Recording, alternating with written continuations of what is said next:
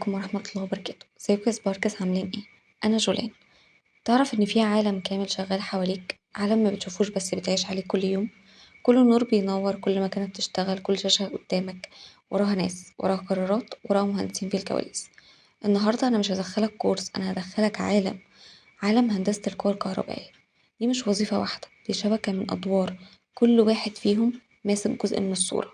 في اللي بيصمم على الورق، في اللي بينفذ في التراب والحر، في اللي بيختبر قبل ما النور يولع، في اللي بيسهر علشان النور ما ينطفيش.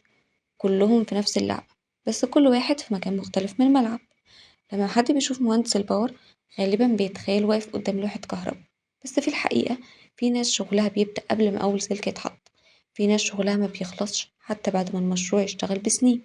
في قرارات بتتاخد في مكاتب هادية، وقرارات بتتاخد وسط دوشة ومعدات شغالة، وكل قرار ممكن يفرق بين مشروع ناجح أو كارثة. ناس كتير فاكرة إن عالم الباور كله كابلات وقواطع ومحولات، بس في طبقة أعمق من كده بكتير. في مهارة ازاي تتكلم، امتى تقول لأ، امتى تمشي بسرعة، امتى توقف كل حاجة علشان أمان.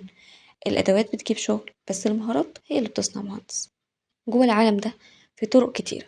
في طريق يخليك دايما في الموقع والمشاريع، وفي طريق يخليك قدام شاشات وتصميمات، في طريق يخليك الحارس اللي يمنع الأعطال قبل ما تحصل، وفي طريق يخليك العقل اللي يدير كل ده من فوق. مش كل الناس لازم تمشي نفس السكة، بس كل سكة ليها تمنها وليها مكافئتها.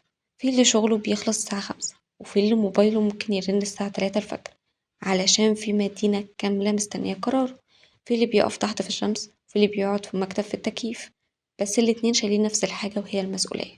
العالم ده مش للجميع، العالم ده محتاج صبر، تركيز، وتعلم مستمر. بس لو دخلت هتلاقي نفسك جزء من حاجة أكبر منك، حاجة بتشغل بلد كاملة.